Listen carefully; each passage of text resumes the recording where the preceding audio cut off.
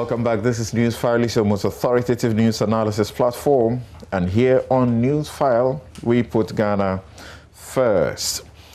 Let's get to meet our guests this morning as we begin to canvass the issues that we have tabled for you. Our guest, Abdul Malik Kubakwe, is editor-in-chief of the New Crusading Guide newspaper. He's a regular panelist. Bright Appiah is executive director of Child Rights International. Bright, thank you very much for making the time to join us. Thank you for having me. Professor Stephen Kweku-Asare, CDD, Ghana Fellow for Public Law and Justice. Oliver Baka-Vomawo is researcher, University of Cambridge, Faculty of Law. Gentlemen, good morning to all of you and welcome to Newsfile. Good morning. Right. And in the course of the program, when we get to the second issue, we are going to start with the Achimota matter. But when we get to the second issue regarding the court or the judiciary, I want to give a notice ahead to Professor Kweku-Asare and Oliver. I've seen that you have been writing about specific things that you are very worried about.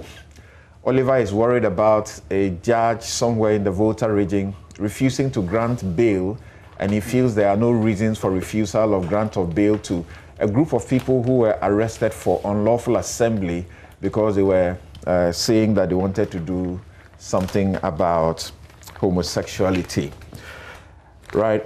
And then Professor Kweku-Asare writes almost on a daily basis that SAL is a cardinal sin. So I will pick your views briefly on those matters that concern you particularly and how we can resolve them. But let's begin from Achimota School. Let's listen to a few of the things that came up as a result of the judgment that was rendered this week. 2 judgments for the 2 boys. Bishop said is that rights as guaranteed under the 1992 Constitution is not absolute. They can be limited, and it was not in contention. But the crux of the matter is, at what point do you limit these rights? And the law is clear. There should be compelling reasons to limit these rights. And it must be bordered on public interests, and then not trampling on the rights of the other person. Now, if Achimota indicates that you must have your hair low, and therefore a young chap with a dreadlock is to come to Achimota and has a dreadlock, how will that impede the community of students in Achimota school? How will that hurt their interests? How will that hurt the administration of the school? Under Article 23, that public officials, when they are administering their work, should do that to achieve a just and a fair society, to be candid, you understand? So in totality, her argument is that you need to convince me the compelling reasons upon which you are limiting their rights. You can see I'm very, very, very excited and appreciate the fact that the judge stuck to the course. From beginning, she said that she's going to ensure that it is fast-tracked. She was going to expedite it to make sure that the children wouldn't suffer, and she did just like she said. Secondly is that what we said in the beginning about the violation of the Constitution, all along that was my position, and I maintained it, that the Constitution was being violated. And that is where she delivered the most powerful presentation today. There was also a defendant. Okay. Let me ask you your initial reaction to the judgment that was delivered. Well, I think first and foremost, it ought to be placed on record that it's a decision that has far-reaching implications. And there are many people who are also opposed to the ruling, many concerned citizens, eminent citizens of the country and all. For me, I think that if a decision of that nature has to be applied, then clearly it must be subjected to the test of the courts in the higher echelons of the judiciary architecture. And I say so because the High Court constitutes the first step in the judicial architecture. Above the High Court are the Court of Appeal and in the Supreme Court. So I think that is not the end of the matter. It should be the soundness or otherwise a decision definitely has to be tested. We have to have a more definitive pronouncement on the merits of the matter by a higher court in the Superior Court of Architecture. You talked about far-reaching implications. What's your reading into that? What are these possible far-reaching implications? Right. So, first and foremost, the long-standing rules and regulations recognized and enforced by schools in the country may have to be reformed. It may open the floodgates to the acceptance of various lifestyles by schools to the extent that the decision is hinged on human rights. It implies that adherence to a certain lifestyle or custom or culture of a certain person perhaps will have to prevail over the relevant rules and regulations applicable in schools throughout the country. That is what I'm saying has a very far-reaching implication. And for such a decision, you do not just leave it at the High Court. After all, this decision is not binding on the High Court itself. It is not binding on a High Court differently constituted. So you can have another High Court constituted by a different justice taking a different view of the matter. And you already know which way to go. So it can lead to uncertainty. And I think that there's a need clearly to have a clear, definitive pronouncement on the matter, the extent to which certain practices claim to be religious or claim to be even cultural or to be recognized and accepted in schools. So it is not just a matter of Rastafarians being permitted to wear locks or not. What about a traditionalist who would also want to insist that his culture enjoins him to walk barefooted? What about a traditionalist who also insists that, in accord with the tenets of his custom, he's supposed to just wrap a cloth around his waist, even if the person is male? And for that matter, the school cannot restrict the manner in which it dresses. It could even have implications for whether school uniforms ought to be enforced. Because if I also insist that, well, I do not have to wear school uniforms on account of a certain factor here, or are you saying that ought not to be permitted? That definitely will be discriminatory. So we ought to really see the soundness of it. I was not in court, so I've not seen the ruling, and therefore I've advised that I obtain a copy of the ruling before I examine the soundness or otherwise. Either way, it's not change the situation. I think that the merits of it will have to be tested.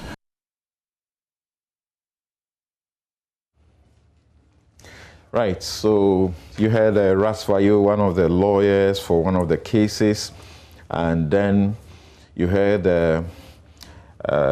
Oheniba's father, right?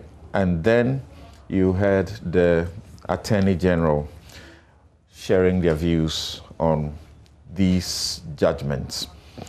The judgment, as delivered on the 31st day of May 2021 by Her Ladyship Justice Gifty J. Addo at the Human Rights Division of the High Court, Accra. So there were two.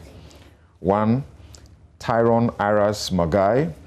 He sued through his father, Terrio Kwame Magai, and they sued the Board of Governors of Achimota and the Attorney General. The Board of Governors of Achimota and the Attorney General were the defendants in that suit. The lawyers involved were James Gauga Nkrumah with Francis Antoyeni, and then Kwesi Finn with Ama Kutin for Achimota School, and then Stella Badu, State Attorney, with Yvonne Bannerman, also State Attorney, for the Attorney General. Then in the Oheniba case, Oheniba Kweku Nkrabia, he sued through Marvin Palmer. According to the law, if you are a minor, you cannot take up a suit. So you must sue through your next friend. So you can use your parent or someone you can give authority to sue for you. They sued the Board of Governors of Achimota, the Ghana Education Service, the Ministry of Education, and the Attorney General.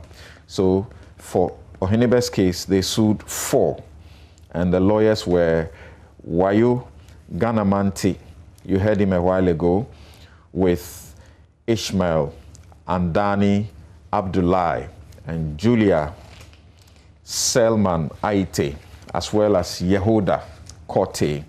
Then Kwesi Fain, as always, with Nana Ama Kutin for Achimota. And then you had Stella Badu, you had Yvonne Bannerman, Christabel Apetogo, and Victoria Kujusin Dome. They were led by the Honorable Attorney General Godfred Yeboah Dame for the Ministry of Education, the Attorney General, and the other defendants, which is the Education Service. So let me begin by bringing in Bright Appiah. So you represent the rights of children, and that's what your organization does, to champion children's rights. What role did you play in this? Because when it started, we heard some of you talk about it. Let me say good morning to you. And this is the first time I've been on your show. And I appreciate the fact that you brought me here. And then also to the first time I'm meeting my uncle Kwekubako face to face. So let me also appreciate you and then your listeners. And when you are done, you inspect the document. It's all over here. In fact, he even compelled me to bring my document so that I can also speak to some of the things and all that. So I appreciate the work and then the human rights issue that they've carried out in the past. And they've influenced some of us in the course of our work. Let me say that when the issue came up, we decided to issue an issue. In fact, we organized a press conference and raised the issue that, look, we need to bring finality to this case because the parent took a decision purely based on religion, that they are going to succumb to the decision of the school. And then the school also decided to take a decision that on the basis they are not going to succumb, or they are going to succump? They are not going to succumb to the rules and regulations of the school. And then the school also took a decision that, look, we were also not going to allow anybody to undermine the rules and regulations. Therefore, they will not allow their children to go to the processes of registration to be part of Achimota Secondary School. So we thought that with these two positions being held by these two parties, we will need a third force in order to situate this, because the right to education is being played out in the hands of these two people, and then the life of these children are being held in hostage. So we decided that, look, we want to take the matter up. So I spoke to both parties, and then one of them clearly informed us that they haven't gotten a lawyer yet. So we decided to engage the services of lawyer Francis, and then James Nkrumah Gahuga to lead this case. And let me put on record that with the kind of work that they've done, we just want to show appreciation to them for carrying this case to where it is now. And then all the people that were behind it to push. Those are guys from Randolph Chambers. Yes, Randolph Chambers. They did a very fantastic job. Gahuga is 2 years at the bar, and Francis is 5 years at the bar. So putting all this effort into it, we want to recognize the effort that they've made in that. So this is the basis that led us to go to court, and then we got the consent of the parent. So we decided to make this a case so that there will be the need for us to give meaning to the right of children in our secondary schools and in any other area that will be relevant to this particular case and all that. So this is what compelled us. And we have also realized that in most of the cases that involve children in other jurisdictions, it's very progressive, in terms of issue that comes up and how the state want to handle it. So we thought that this was also a third case for us to bring before the court, for the court to make a pronouncement on it. So that is the basis for who we decided. Do you recognize that, strictly speaking legally, these two boys who have asserted their rights are supposed to be the only ones to benefit, unless somebody wants to be generous, you know, to say, I'll extend it to all other, you know, Rastafari boys?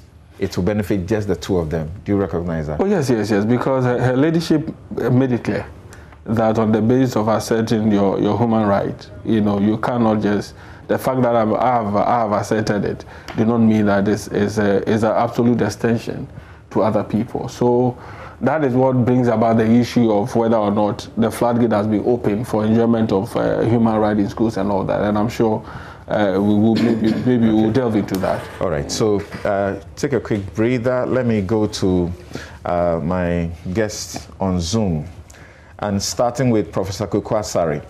How does this ruling come to you? How do you assess it? I suppose you have read the two judgments. They are actually the same, essentially.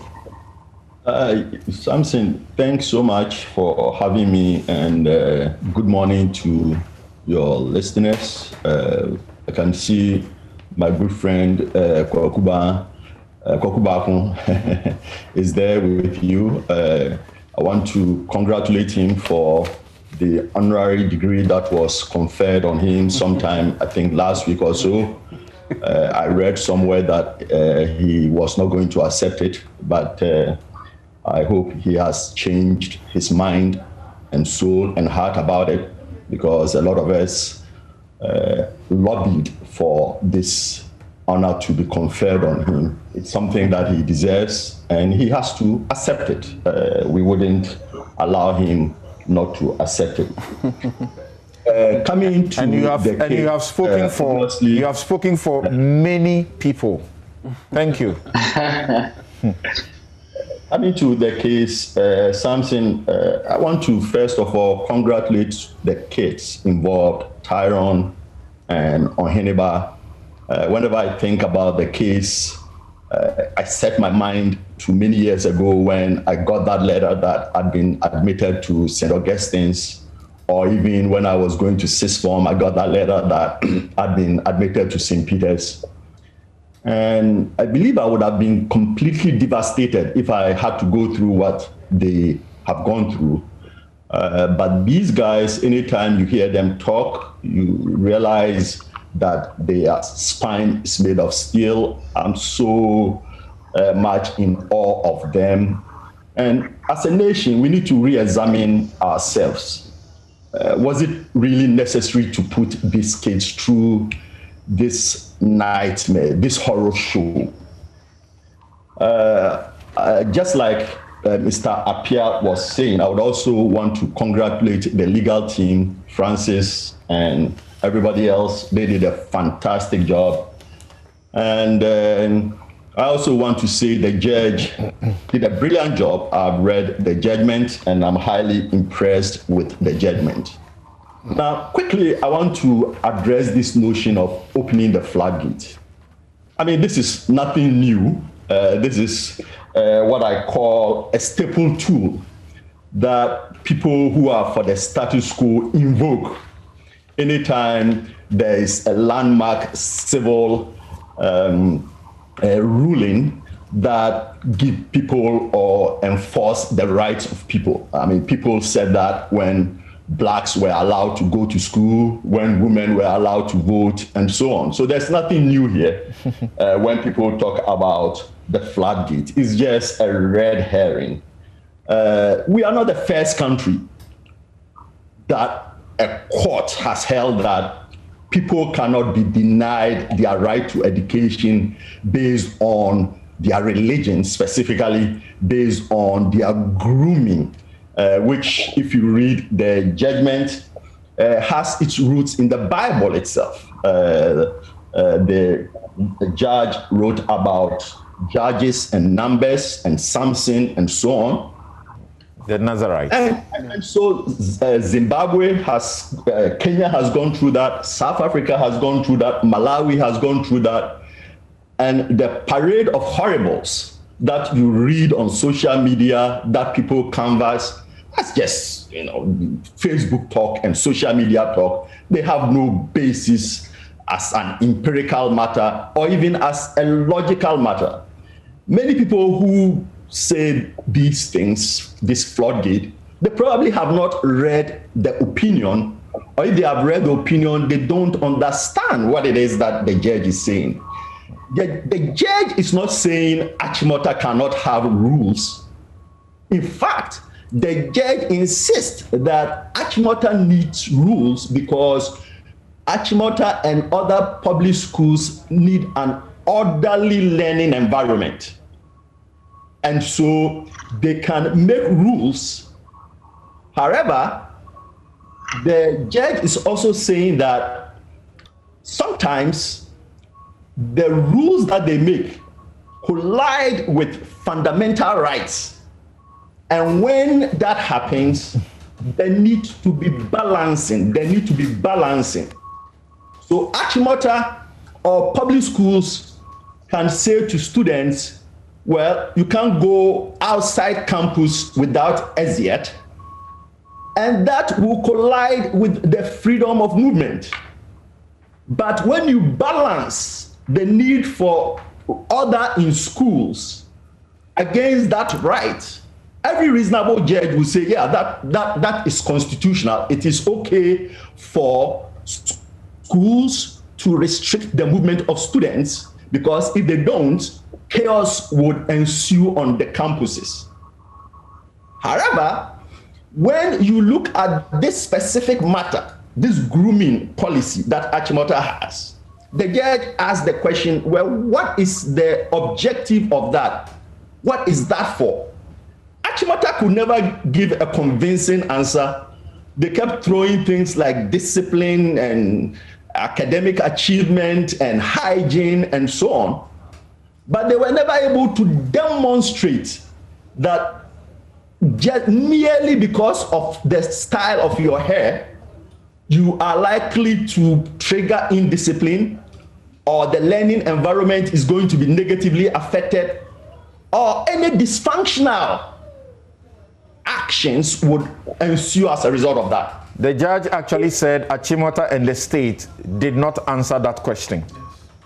Yeah, and there's a good reason they didn't answer that question, because there's no answer. It's just platitude, discipline, this, that. Doesn't mean anything. You got to show how discipline is affected by someone's hair.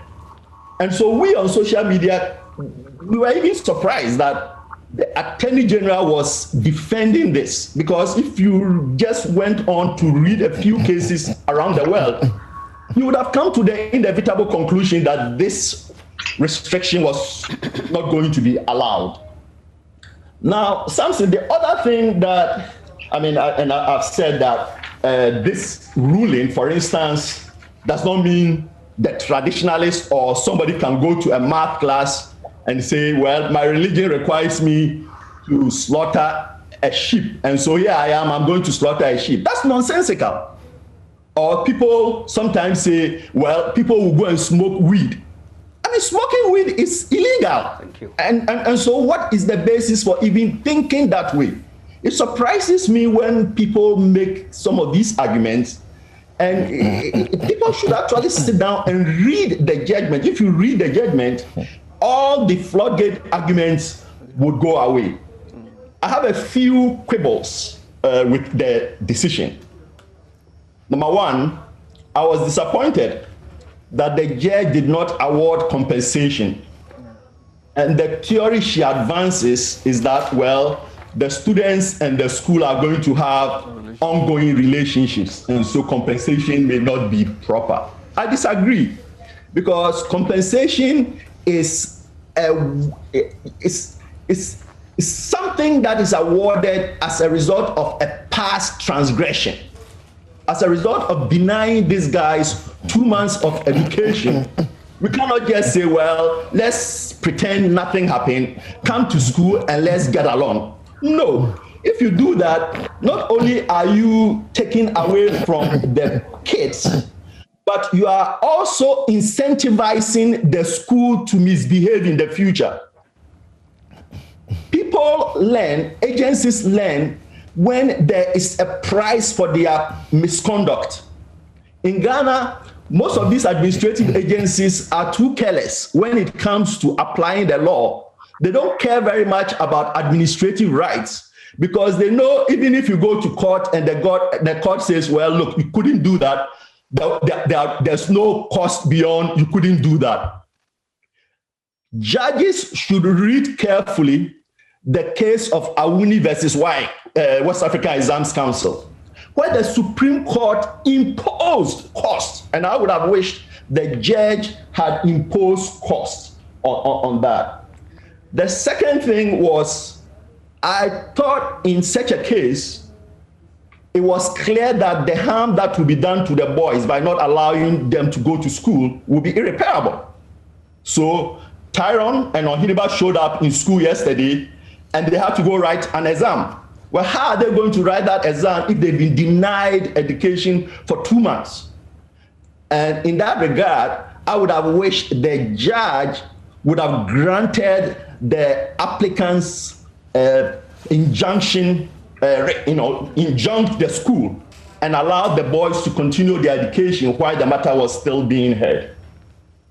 The third thing that I want to say is I don't think the Attorney General must defend the clearly unconstitutional actions of administrative bodies. The Attorney General is also the Minister of Justice.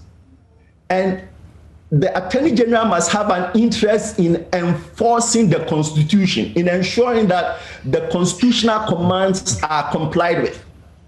Sometimes it is very clear that an administrative body has violated the Constitution, and yet you see that the Attorney General will come to court, not just come to court, but come to court and make some outrageous claims. So for instance, in this case, the Attorney General argued that the applicants had no capacity to sue.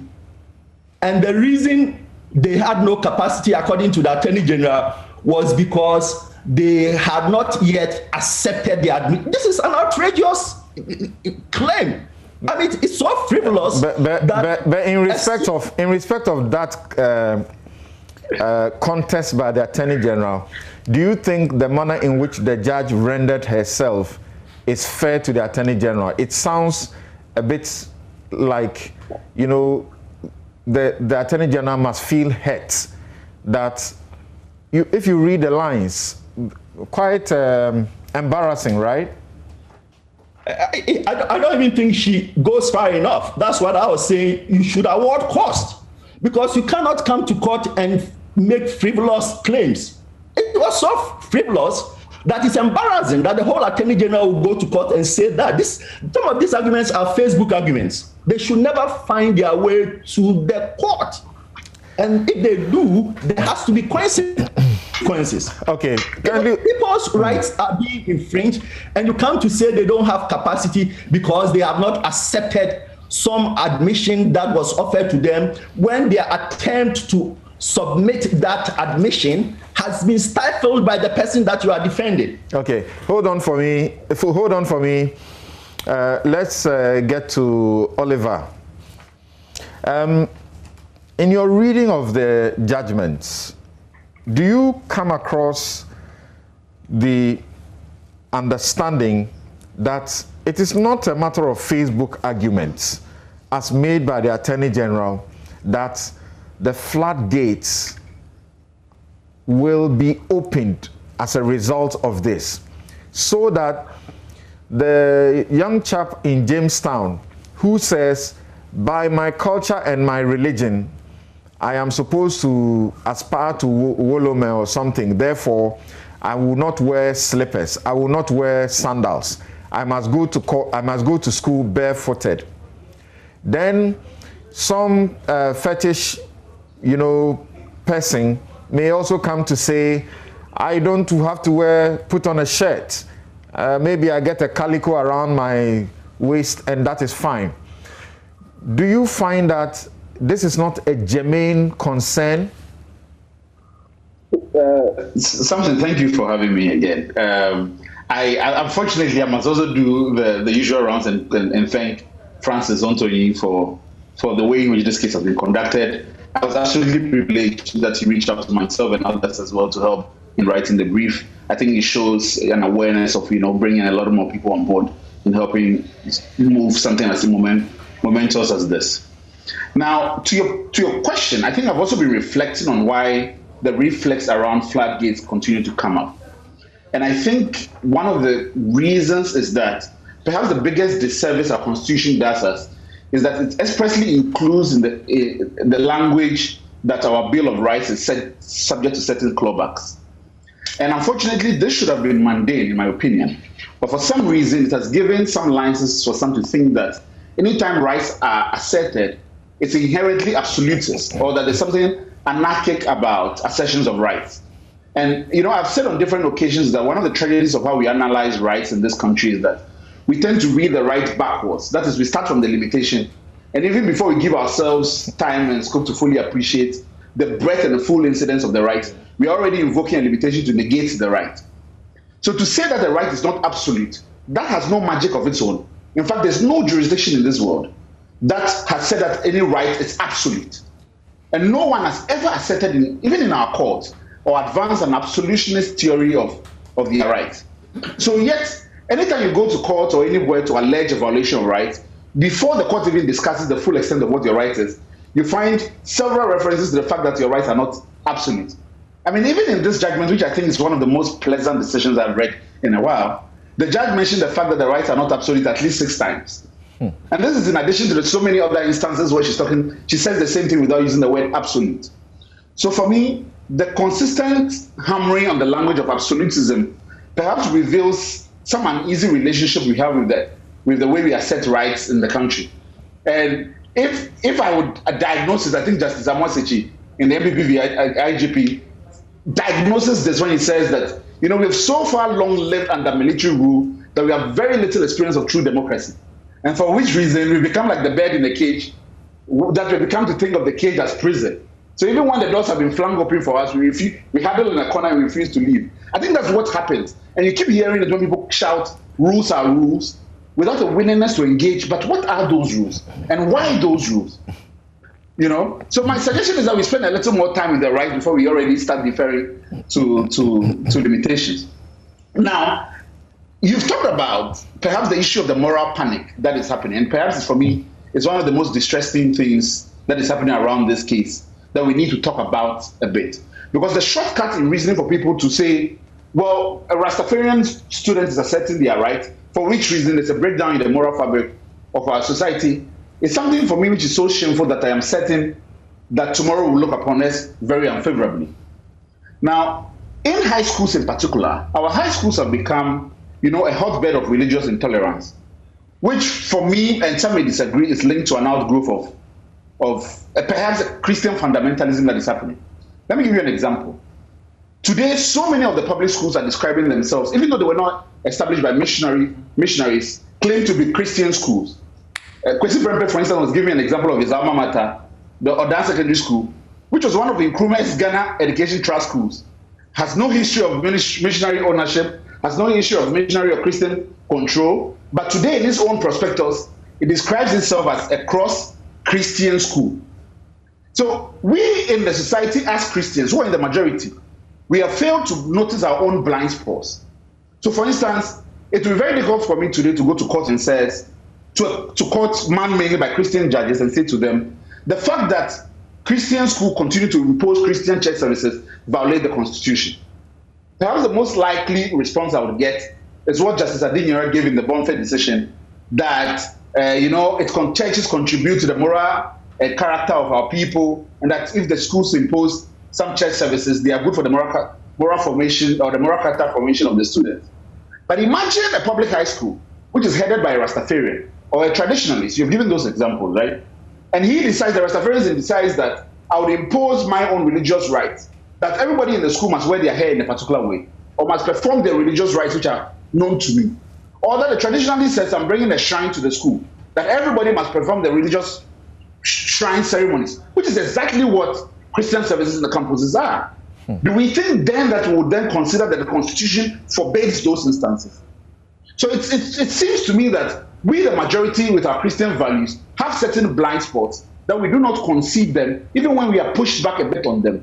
And I think that we will only begin to realize where the problem arises when, if it is a minority religion which is dealing with a Christian majority in our schools and is asking them to conform to certain religious practices or non-religious practices within the school systems. Now, in connection to this, I have said that perhaps one of the things we are failing to notice is that there is perhaps a clash of cultures which is happening, which we are not dealing with sufficiently. So with regard to this, you'd see the same moral panic around minority sexual rights. You'd see the same questions come up with for instance, the Wesley Gates girl situation and the refusal to make necessary accommodations to allow Muslim students fast. Even though in the same schools, we make alternative meal arrangements for students who are participating in sporting activities, right? So that refusal to cede grounds, we as the majority with our own Christian values, to minority cultural and religious rights, it's where the bigger problem lies. And I was disappointed in particular that so many of our churches did not see the question in this case as being a protection of religious rights, that they would then jump on board and support Tyrone Magee and Nkrabea and say that they may get to a time where we being in the majority, our Christian rights will be threatened, and that we need to then canvass and come together in order to speak for them. Unfortunately, so many of them have led the charge in the whole ideas about if one concession is made in school rights for a person to wear their hair in accordance with religious dictates, then it means that there's a whole moral breakdown in the entire school system. And I think that's unfortunate. The judges, where I pick the question the judge posed from, I think it is instructive to share that perhaps in full with our audience. And the judge said, guided by the principles enunciated by the Supreme Court, the question that I pose is that in the face of the undeniable right of the applicant to practice and manifest his religion, the applicant here is Tyrone Magee. Let's extend it to include Oheneba in this judgment.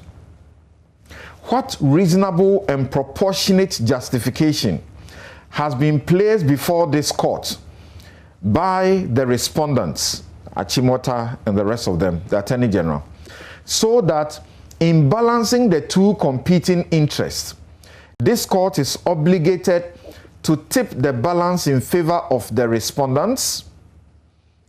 No doubt, the burden rests on the respondents to prove that the regulation or rule that requires the applicant herein to keep his, quote, hair low, simple and natural, unquote, is reasonable, proportionate, and not overbroad vis-a-vis the applicant's constitutional right. Per the evidence before the courts, is instructive, and we must all pay attention. We talk about the things outside the courtroom, as if we know what happened in the courtroom. Per the evidence before the courts, the respondents have a high obligation placed on them to set up standards for the operation of the Achimota school. Professor Kwekwasare mentioned that. The ultimate aim of these rules is to enhance the quality of education for the benefit and academic excellence of the students they enroll. What this court is enjoined to examine at this stage is that by the basic objective of the respondents to put rules in place in order to manage and enhance Achimota School as a public educational institution, what will be the compelling disadvantage to the community of students if a student who states he maintains dreadlocks in practice and manifestation of his religious belief is permitted to maintain same in the school? In answer to this question, the combined evidence of the respondents is to the effect that the rule in issue is for the welfare of the students, to maintain discipline, uniformity, and also hygiene among the students in the school. It is to be noted that the content of the said discipline, uniformity, and hygiene that results from students keeping their hair low, simple, and natural has not been told this court. Further, how the present state of hair of the applicant will impact negatively on his own educational good or those of the community of students has not been demonstrated to this court to weigh on the mind of the court to trump the constitutionally guaranteed rights of the applicant for the public good or public interest of the community of students. In the absence of such compelling justification grounded on the public good of the school as a whole in the face of a constitutionally guaranteed right, I am unable to tip the balance in favor of the implementation of the rule of the respondents to restrict the fundamental human rights of the applicant to practice and manifest his religious belief. In all that there is, what is pertinent is whether the rule is efficacious or advantageous to the enhancement of the ultimate goal or object of the institution for which it is made. I see none from the respondent's case. Indeed, the respondent's aim or objective for the said rule are so omnibus that the ultimate results they seek to achieve per the rule as an educational setup is lost on the court. Questions left unanswered this is how she concludes it, is how the rule is for the welfare, discipline, and hygiene of the students, the non-compliance with which will detract from the ultimate goal of the school as an educational institution. I am unable to see from the evidence before me the compelling disadvantage to the good of the community of students and the objects of Achimota School as an educational entity to permit the restriction of the constitutional right of the applicant to practice and manifest his religious belief. Yes, Oliver. So, I think one of the, in respect of this, so Achimota and the Attorney General have been talking in public, but before the court, they have not been able to prove their matter. And in fact, when the interview you played, he was talking about floodgates even before he had seen the judgment. And I think it's disappointing for the Attorney General to admit on record that he was going about and talking about the floodgate incidences of a judgment which he had not seen. For me, I think that is disrespectful of the court, and it is perhaps instances like this that you would hope that people like that will be invited before the General Legal Counsel for making public commentary on cases they haven't read, and to set a tone for how other lawyers should behave and conduct themselves vis-a-vis the courts. Okay, thank you. Hold on for me.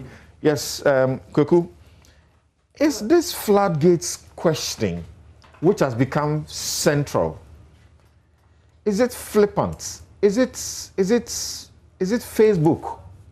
I like that one. That's the latter. But of course, it's an invitation into the realm of absurdity. It's raised, and my brother Kweku, as I said, is red herring. It's raised to, actually prevent further interrogation of the issue. Look, I find this High Court judgment very persuasive.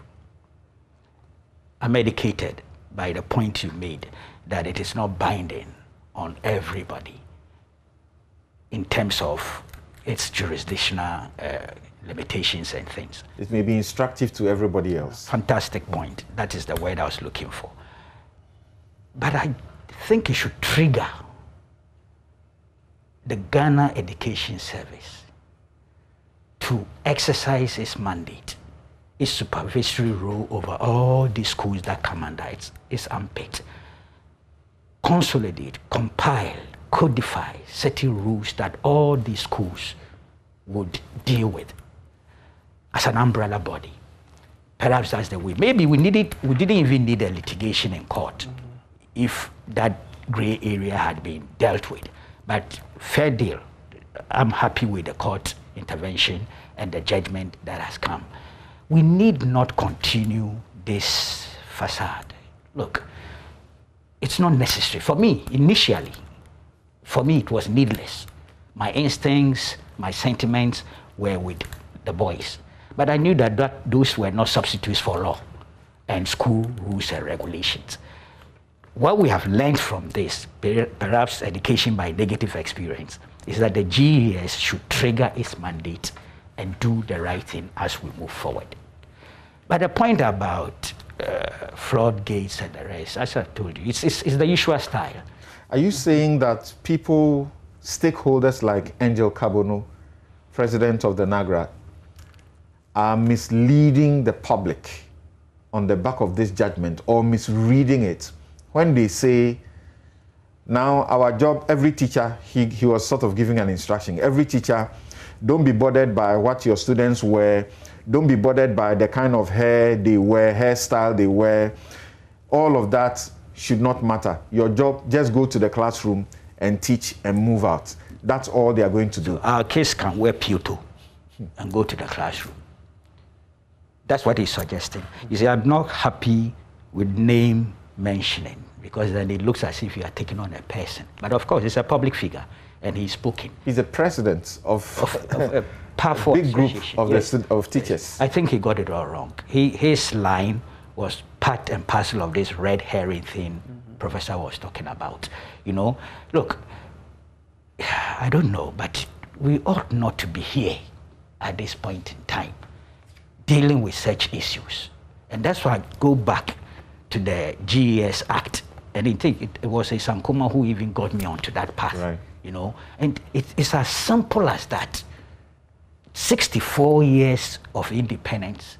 We have the human resource, the requisite human resource or knowledge to have dealt with this issue even before somebody decided to go to court. Whatever it is, we've gone to court. The court judgment has also provided some parameters and some signposts. Get the appropriate authorities together and let them work out some comprehensive regulations for our schools. Okay? Appeal. They are right, but I'm disappointed. Indeed, I'll be disappointed if this judgment is reversed. I'll be honest with you. I'll be disappointed because it will be a backward movement. It will not be a progressive front movement. Well, the Attorney General says they will pursue the appeal and might even pursue it to the Supreme Court. You know, there are certain cases that you feel so strong about that you pursue. If you lose in High Court, you go up. If you lose Court of Appeal, you go up. And even if there's opportunity at the Supreme Court, you go for a review. Yes, we have perpetual litigants all over the place. They are entitled to that. But instinctively, I mean sentimentally, I would want this matter stop where it is, trigger the GES into the show, and let's deal with the matter going forward. Bright, how do you feel when you hear moral society, people who are in leadership? You hear a clergyman like one supposed to be influential, I think within this, is it the Presbyterian church or something, say that what has been done is tantamount to say, let's allow prostitution, let's allow galamsey.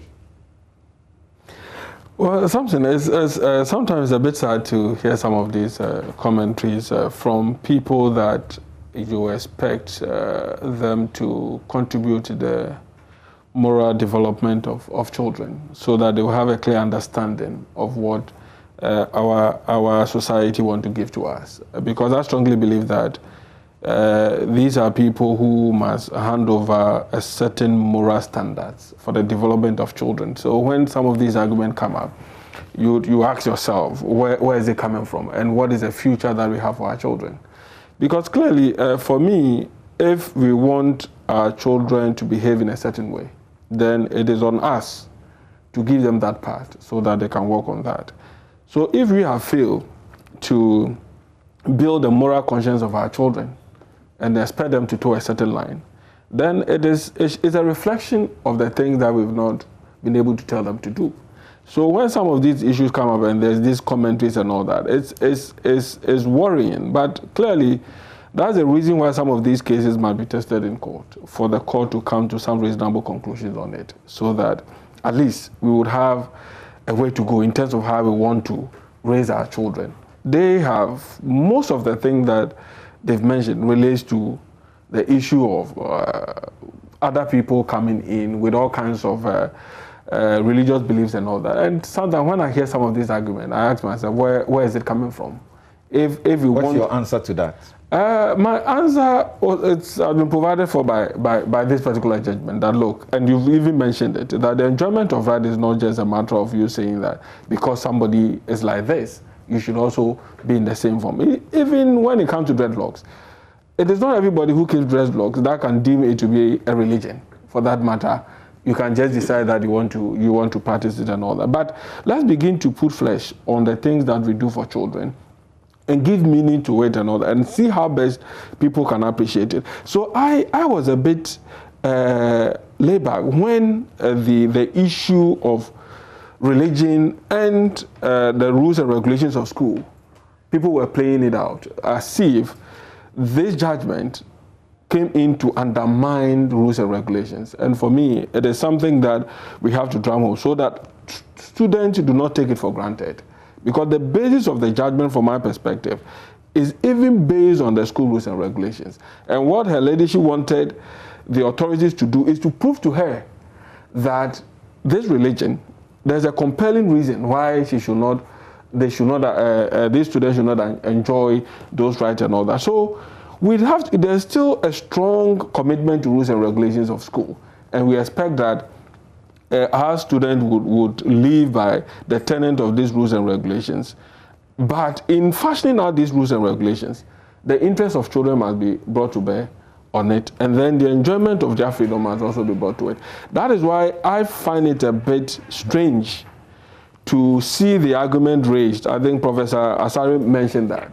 And I want to look at it from the child perspective, that in matters of children, where lies the interest of the state? Because if you look at Article 36 and 37 of the Constitution, when you combine it, it's more or less addressing the issue of the welfare of people. And if you also pick the Children's Act, it is so clear that in matters that borders on children, the best interest of the child must be paramount. So when you go, Attorney General goes to court and raise issues of capacity against a child whose interest the state must protect, it raises a whole lot of questions as to whether even the state is prepared, to defend the right of children in matters like this. Because at the end of the day, you look at the Children's Act, it's purely built on welfare. And in matters that relates to the welfare of a state, so far as children are concerned, the states at a point act as a parent to the children. So we're expecting that in matters of this nature, where the state acts as a parent, the state must rather be interested in the welfare of the children rather than raising issues of capacity that even in the Constitution is so clear as to what it is. So I was asking myself, what is the interest of the state in matters like this? And then Oliver also raised issues about the moral panic and all that. And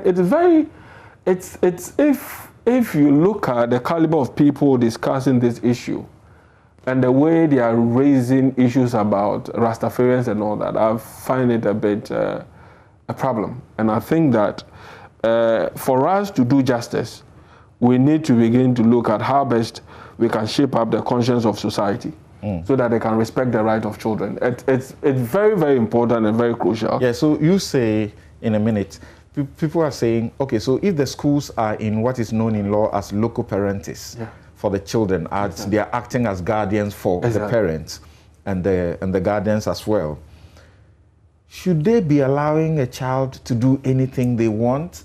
That for them is what this judgment tells them. Exactly. That is the wrong perception that they have, and that must be corrected. Yeah. And they have not even, when you listen to the Nagrat, they've not, at the point that he made that statement, he hasn't read the judgment. So I was a bit laid back as to what informed them, because they have already premeditated what exactly the issues are. They decided to put in whatever they want to say. But this case has made it clear as to the engagement of rules and regulations, and vis-a-vis how the right of children must be placed within the rules. So what are you thinking about their current circumstance? Like Professor Kokwasari says, he would have been happy that there was some compensation for the students. We don't know if Achimota has made any, special plans for them, because they reported to school. Tyrone went yesterday, and he went straight into an exam hall. What do you think should happen in that circumstance? Well, for him sitting for the exams, it is a decision that we arrived at. I think before he goes to Achimota, we had a meeting with them, together with a parent. And then we asked him that, when going to school, there's going to be an exam. Do you want to sit for the exams? And he said, okay, he wants to try it. So it is not an issue that Achimota compelled him to write the exams, but it's a decision that we took, that he should go through that process. No, he has told the world that he and I think Ohiniba have told the world that they were learning using a Wolo TV. Exactly. But that's not the same as sitting in the class and being tutored by, being taught by the teachers who have set the exam questions. Exactly. Aren't you thinking about something special that Achimota should have decided on its own to do for these boys? Of course. Achimota would have decided that they want to do something for the children, but because of the nature of the case, they also relegated that responsibility. And even in the judgment, when the interlocutory injunction was filed, it was also denied, because in the minds of the leadership, she wanted to speed up the process. So certain things were denied. And this has been very fast. Very, very fast. And I have to even commend her for doing this, because she even made it clear that he has about 6 months to write the judgment. But because she wants the children to be in school, or whether it is the decision go by saying that school rule stands or the religious belief stands, she still wants the student to go to school. So she wants to speed up the process. All right. So for me, the court took the interest of the children at heart. But other institutions like Achimota and Attorney General, in my opinion, did not really consider the right of children when it comes to their best interest. And that, for me, is something that we need to open the discussion up, so that what exactly do we want for our children, so that we clearly define it within our legislation. Let me get Professor Asari and Oliver to wrap up for us in some 2 minutes each. And let me correctly refer to the person who said we should then allow prostitutes and galamseyers to operate if Rastafarians should be admitted to the school.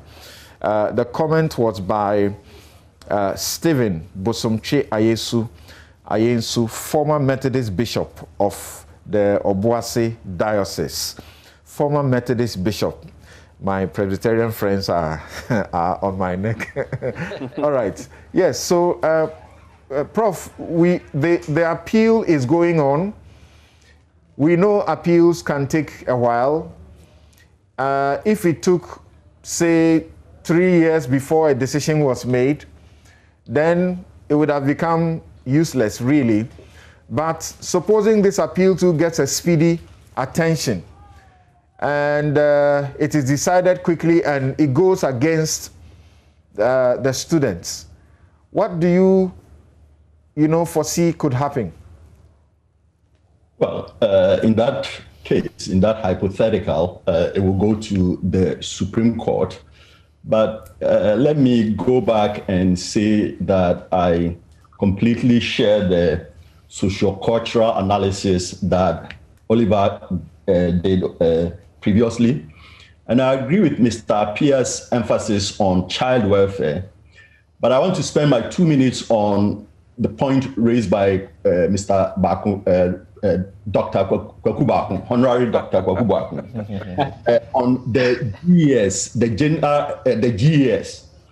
Let us remember something, that the GES at one point actually directed that the kids should go back to school. That's right. And then somehow, Achimota was able to overrule the GES. To me, that's the problem. That's right. We cannot have 1,000 headmasters determining religious policy for all our public schools. And that's why we have the GES.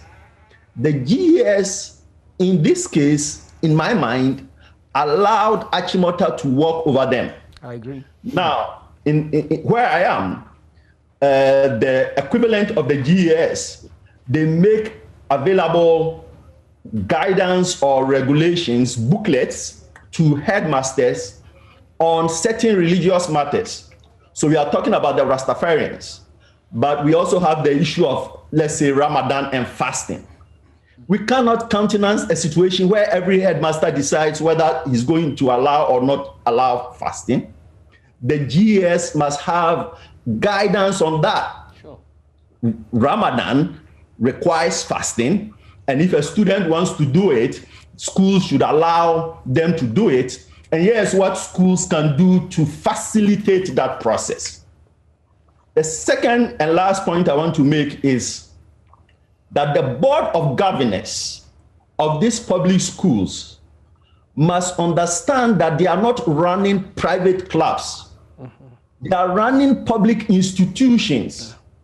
And so if their values are such that they cannot tolerate religious diversity, then it is not in their power to use public resources to litigate, to negotiate, and to depreciate human rights policy that has been endorsed by the Constitution, the General Education Service, and the Ministry of Education. What they can do is to resign. But I cannot understand how we countenance a situation where some board of governors have decided that, well, they are going to use public resources to litigate positions that their own Ministry of Education and General Education Service have endorsed.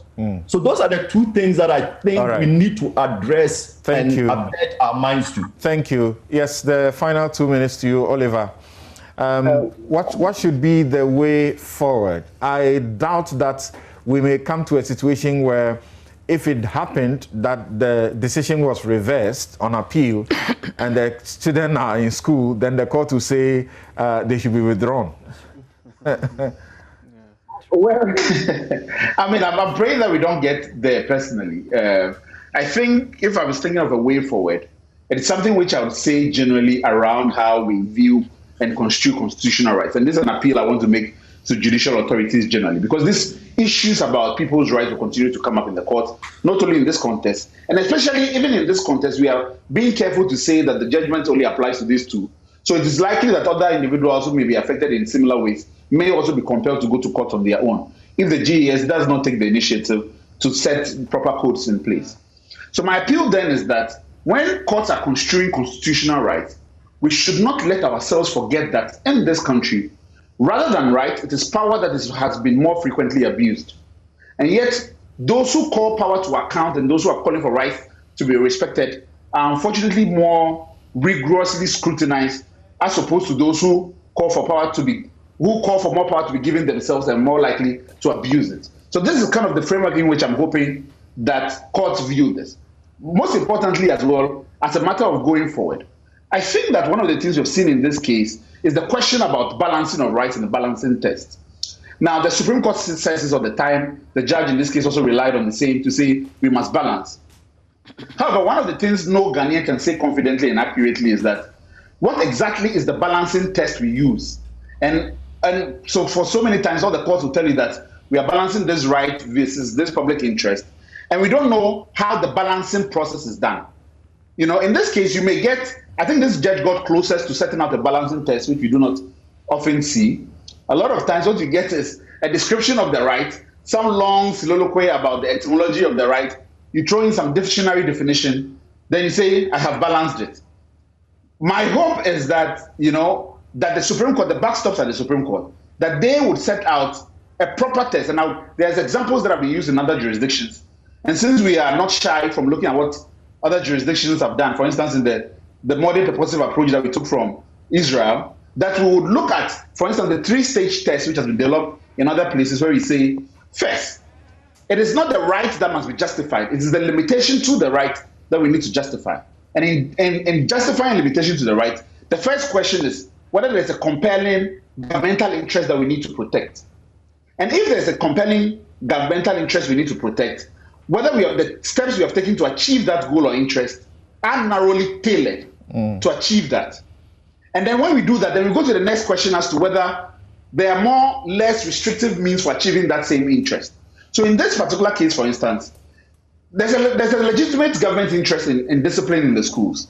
The question then becomes whether, is there any other way to achieve this discipline, or must Magé and Nkrabia shave their heads as the only way in which we can achieve discipline in the schools. So if you put that test there, it will better guide lower courts in how they analyze rights and how even advocates advise their clients. Thank you. Thank you very much. One message here says that, that's from Yakubu Ibn Chambers, and he says that in this country, entrenched positions have been taken based on cultural and religious persuasions for far too long. Change must happen, and it can only take the judiciary's intervention with rulings such as the one involving Tyrone and Oheneba to change things. A couple more messages from you. This one is from Nyavo John. He says the judgment is a victory for democracy and a victory for human rights. Kabu Nate says the reasons for shaving hair was due to hair lice. But currently, lice does not exist. It's been eradicated. So why forcing students to shave or deny them schooling? Nkrumah Albert says, if Attorney General's son was the one refused admission to Achimota school, is he still going to defend the school? I'm really disappointed.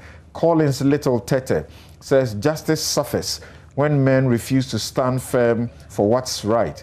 If you don't fight lawlessness, it prevails. If you don't establish the truth in our nation, truth becomes foreign in the country. Cecil Osei says, what is the implication of Article 14(1)(e)? That gives exception for curtailment of personal liberty for persons under age 18. My invitation to you is to read the judgment. Honorable Peacemaker, that's Nana Brantier, says, open the floodgates, let it rain. Sonny Badu's song is coming to pass in our educational system. Indeed, the introduction and enforcement, okay, I think I've just lost that bit of it. You said the introduction and enforcement of human rights is weakening our fundamental structures as a country, really.